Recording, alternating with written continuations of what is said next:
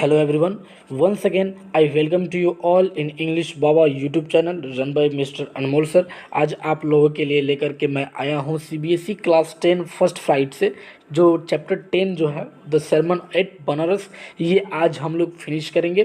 तो शुरू करने से पहले अगर आप पहली बार इंग्लिश बाबा के चैनल में आए हुए हैं तो चैनल को सब्सक्राइब करना ना भूलें, और कोई भी डाउट कोई भी क्यूरीज है तो आप कमेंट सेक्शन में आप अपना कमेंट्स दे सकते हैं।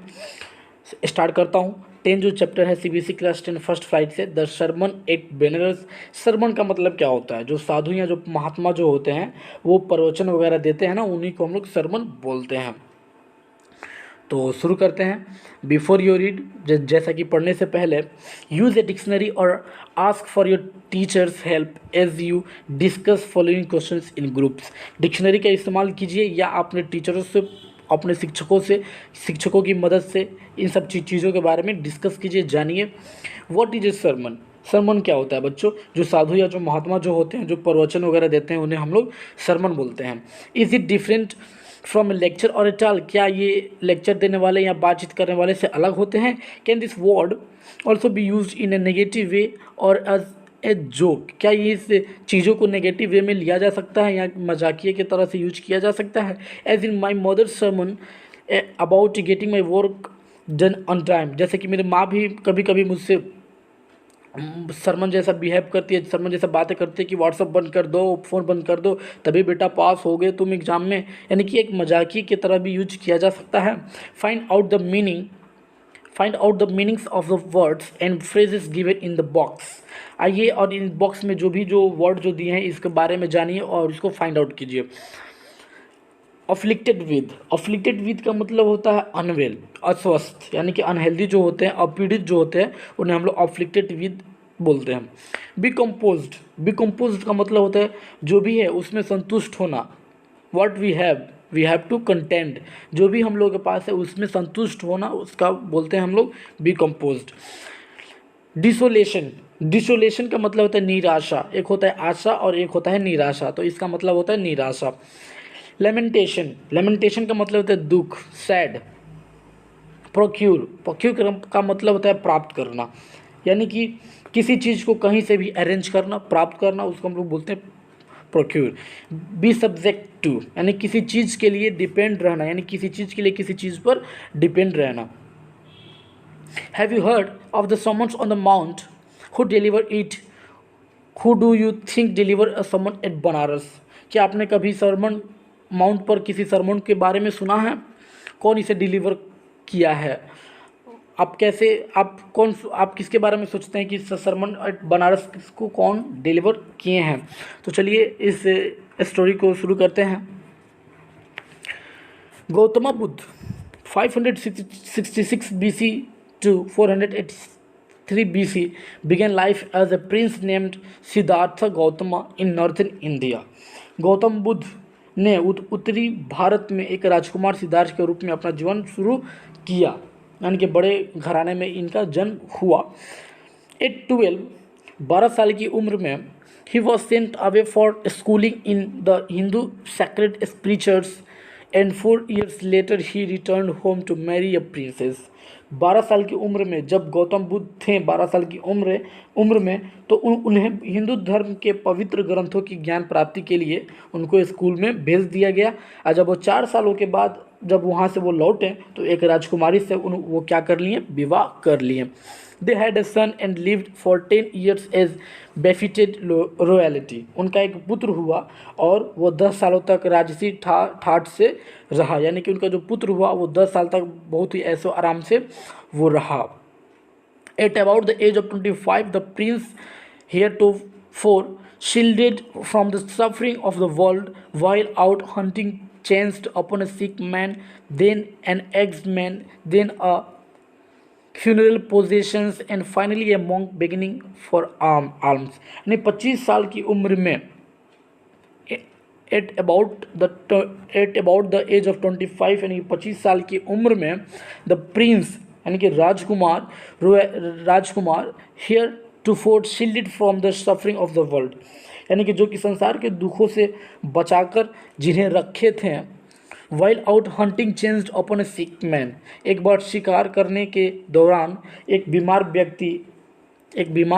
व्यक्ति देन अ फ्यूनरल पोजेशंस, फिर भी एक बूढ़े व्यक्ति, और and finally a monk begging for alms, और फिर एक अंतिम संस्कार के लिए जाते हुए जुलूस, और अंत में एक भिक्षु को भिक्षा मांगते हुए उन्होंने खुद अपनी आंखों से देखा।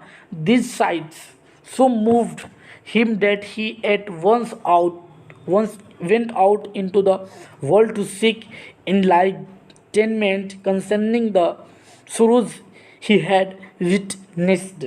इन दृश्यों से इतने प्रभावित हुए, इन सब चीज़ों से इतने प्रभावित हुए गौतम बुद्ध हुए कि वे उसी वक्त एक भिक्षु बनकर, एक भिक्षा लेने वाले व्यक्ति बनकर संसार के उन सब पीड़ितों को जिन्हें उन्होंने देखा था, उसी निवारण के लिए, उन प्राप्ति के लिए वो निकल पड़े, उन सब चीज़ों को ठीक करने के लिए वो घर से निकल पड़े। He wandered for 7 years and finally sat down under a peepal tree. वे 7 सालों तक भटकते रहे और आखिर में एक गूलर के पेड़ के नीचे वो बैठ गए। पीपल को हम लोग गूलर का पेड़ बोलते हैं। Where he vowed to stay until enlightenment came. जहाँ उन्होंने व्रत किया, यानी कि पूजा किया, वह तब तक बैठे रहेंगे जब तक का ज्ञान योदय उनका नहीं हो जाता। Enlightened after 7 days, he renamed the tree the Bodhi tree, tree of wisdom, and began to teach and to share his new understandings। Gyanodaya 7 दिन के बाद हुआ। उन्होंने एक पेड़ का नाम वो वृक्ष रखा और उनकी शिक्षा और अपनी नई प्राप्तियां बांटनी शुरू कर दी। At that point, he became known as the Buddha, the awakened और द इनलाइटेंड। उस समय वो बुद्ध के नाम से जाने लगे, यानी कि बुद्ध के नाम से वो जाने लगे। The Buddha preached his first sermon at the city of Banaras. Buddha ने अपना धर्मोपदेश बनारस नगरी, जो कि गंगा नदी के सबसे पवित्र तट पर है, उसमें वो जाकर दिए।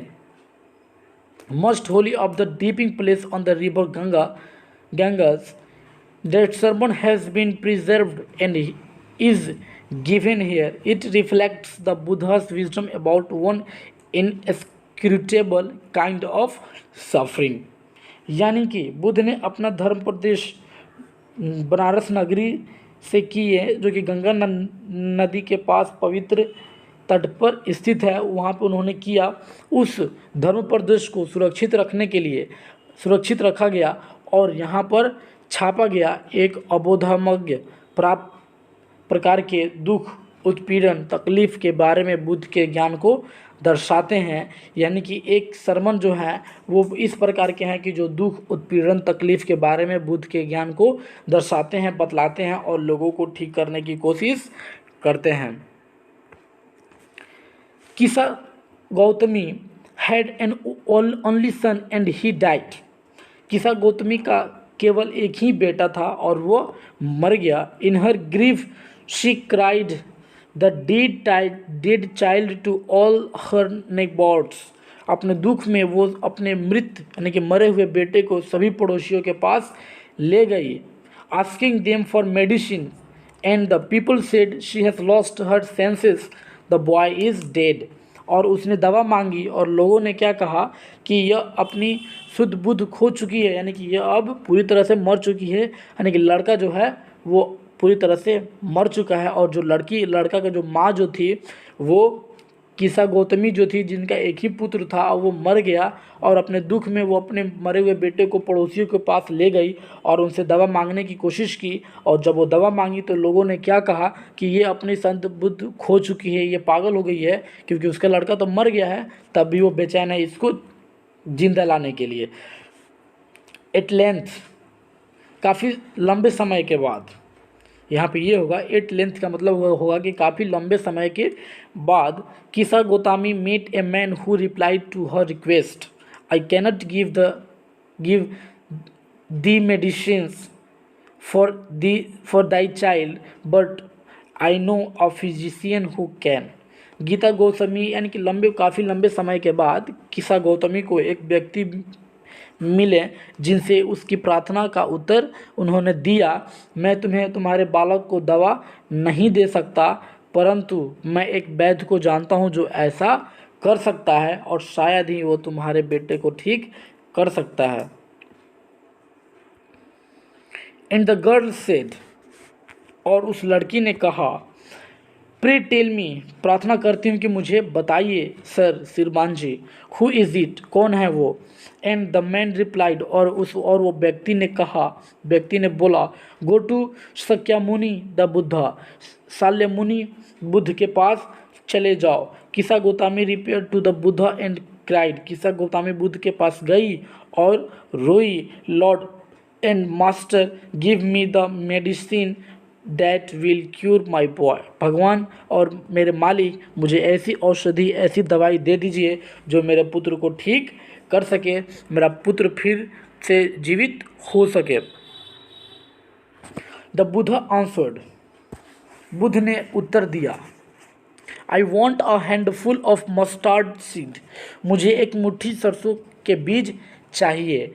एंड और when the girl in her joy promised to procure it, the Buddha added, the mustard seed must be taken from a house where no one has lost a child, husband, parent or friend। और तब लड़की ने खुशी से उन्हें लाने का वचन दिया तो बुद्ध जी ने आगे कहा कि सरसों के बीज ऐसे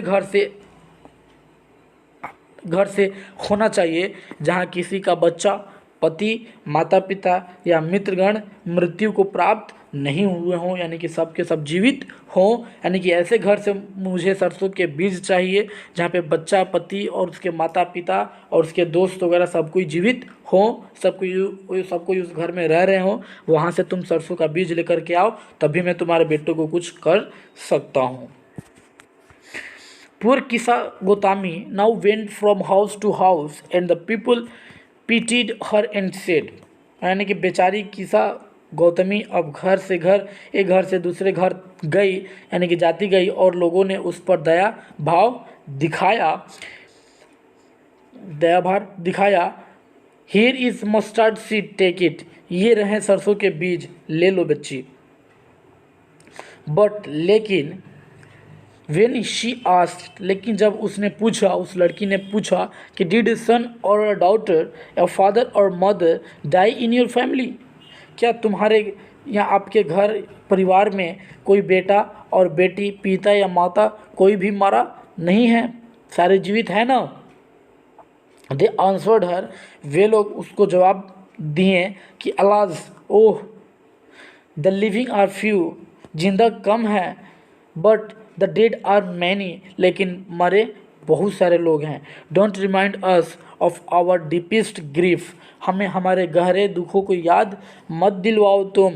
and there was no house but some beloved one had died in it, और वहाँ ऐसा कोई घर नहीं है जहाँ कोई प्रिय व्यक्ति न मरा हो, सारे परिवार में कोई ना कोई व्यक्ति मरा हुआ है।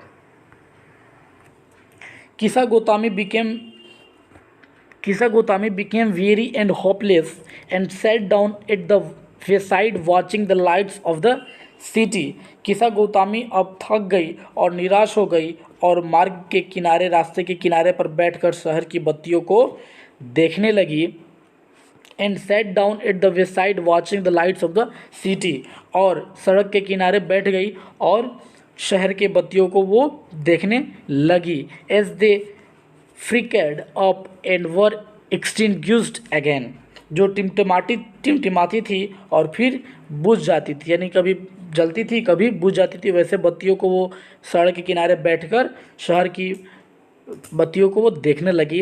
At last the darkness of the night rigged everywhere, आखिर में अंत में रात के अंधकार के चारों तरफ अपना साम्राज्य फैला दिया। यानी कि उस शहर में जब रात हुई, अंधेरा हुआ, तो चारों तरफ अंधेरा ही अंधेरा छा गया। And she considered the fate of man that their lives flicker up and are extinguished again, और तब उसने एक मनुष्य की नियति या किस्मत के विषय में विचार किया कि उनका जीवन भी झील मिलाता है। एंड और she thought to herself, how selfish am I in my grief? Death is common to all, yet in this valley of desolation there is a path that leads him to immortality who has surrendered all selfishness। और फिर वो बुझा देता है और फिर उसने अपने आप में सोचा, यानी कि वो और लड़की जो थी जो अपने लड़के को जिंदा करने के लिए चली थी, और फिर वो लड़की ने अपने आप में जो औरत जो थी वो अपने आप में सोची, मैं अपने दुख में कितनी स्वार्थी हो चुकी हूँ। मृत्यु सबके समान है, मृत्यु सब किसी का एक ना एक दिन आना है। फिर भी इस दुखमय संसार में ऐसा कोई जगह नहीं, ऐसा कोई पथ नहीं, ऐसा नहीं है जो उसे सभी स्वार्थों या त्याग करके अनश्वर बना देता हो। The Buddha said, the life of mortals in this world is troubled and brief and combined with pain। यानी कि बुद्ध ने कहा कि इस मंदिर में नश्वरों को जीवन दुखों से भरा, छोटा और कष्टों से भरा हुआ सभी लोगों के लिए एक समान है। For there is not any means by which those that have been born can avoid dying। क्योंकि ऐसा कोई रास्ता नहीं है जिससे कि वो पैदा हुआ हो अब वो मरने से बच सके। After reaching old age there is death. वृद्धा अवस्था में पहुंचने के बाद मृत्यु सबकी आ ही जाती है। Of such nature are living beings, ऐसी ही जीवों की प्रकृति है। As ripe fruits are early in danger of falling, so mortals when born are always in danger of death. जैसे पके हुए फलों को सदा गिरने का डर रहता है, उसी प्रकार जो मोर्टल्स रहते हैं, जो नश्वर जो होते हैं, जो जब उत्पन्न होते हैं उन्हें मृत्यु का भय भी होता है। कि जब कोई व्यक्ति जन्म लेता है तो उसको मरने का भी भय, डर होता है कि वो किसी भी दिन वो मर सकता है, इसका कोई गारंटी नहीं होती है।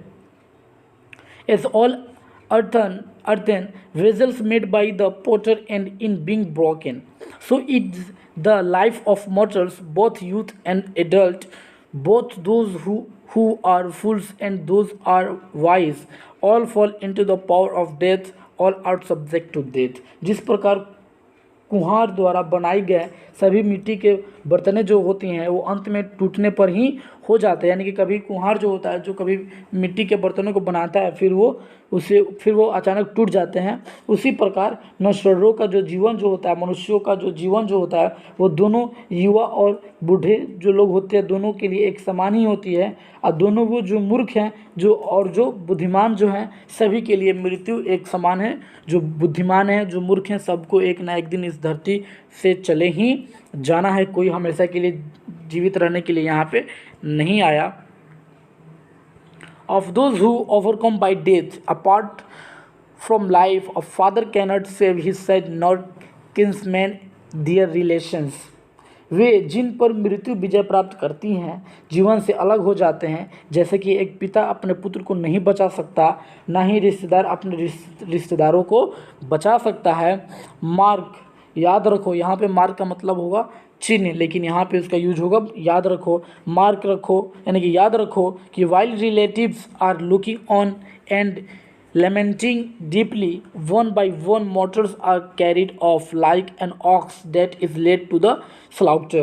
यानी कि याद रखो, जब रिश्तेदार देख रहे हैं और जोर से विलाप करते हैं, तब एक के बाद एक मनुष्यों को इस प्रकार ले जाया जाता है जैसे कि बैल को बलि के लिए ले जाया जाता है। So the world is afflicted with death and decay. इस प्रकार संसार मृत्यु और सड़न के दुखों से प्रभावित है। Therefore the wise do not grieve knowing the terms of the world। इसलिए कभी भी शोक मानते हैं क्योंकि वे संसार की प्रक्रिया लोग जानते हैं कि जब भी कोई मरता है तो उसके लिए शोक लोग मनाते हैं, दुख प्रकट करते हैं। Not from weeping nor from grieving will anyone obtain peace of mind, on the contrary his pain will be the greater and his body will suffer। न तो रोने से या न ही दुख प्रकट करने से कोई भी मन की शांति प्राप्त कर सकता है। उसके विपरीत उसका दर्द और अधिक बढ़ेगा, उसका शरीर भी दुख भोगेगा। यानी कि कोई भी व्यक्ति मर जाता है तो उसको याद करने से, दुख प्रकट करने से वो कभी भी जिंदा नहीं हो सकता है, लेकिन उसकी जो दुख जो होती है, उसकी यादें जो होती है और भी गहरी होती चली जाती है। He will make himself sick and pale, yet the dead are not saved by his lamentation। वो अपने आप को बीमार और कमज़ोर कर लेता है। इसके लिए भी उसके विलाप द्वारा मृतक यानी कि मरे हुए को नहीं बचाया जा सकता है। He who seeks peace should draw out the arrow of lamentations and complaint and grief. He who has drawn out the arrow and has become composed will obtain peace of mind. He who has overcome all sorrow will become free from sorrow and be blessed। वे शांति की तलाश करते हैं और उनके आत्मा की शांति के लिए निवेदन करते हैं, भगवान से विनम्र करते हैं, प्रार्थना करते हैं, उन्हें विलाप, शिकायत और दुख की सभी चीज़ों से छुड़वाने की कोशिश करते हैं। वो जिनसे सारे दुखों पर जीत की हासिल कर ली है, वो दुखों से मुक्त हो जाएगा और आशीष पाएगा। भगवान द्वारा उसको आशीष दिया जाएगा और वो स्वर्ग या नरक का रास्ता वो लोग तय कर लेते हैं। यानी कि कोई भी व्यक्ति मर जाता है तो उसको कोई भी व्यक्ति जिंदा नहीं कर सकता, कोई भी तंत्र बाबा कोई भी चीज़ उसको जिंदा नहीं कर सकती है और उसकी नरक और स्वर्ग का रास्ता उसके कर्मों पे डिपेंड करता है। सो आई होप यू गाइस, ये आपकी जो स्टोरी जो थी ये आपको क्लियर हो गई होगी, the sermon at Banaras. So thank you very much for watching English Baba's videos, and if you want to contact to English Baba, you can or could write English Baba's contact number 8757482913 8757482913। Thank you very much for watching English Baba's videos.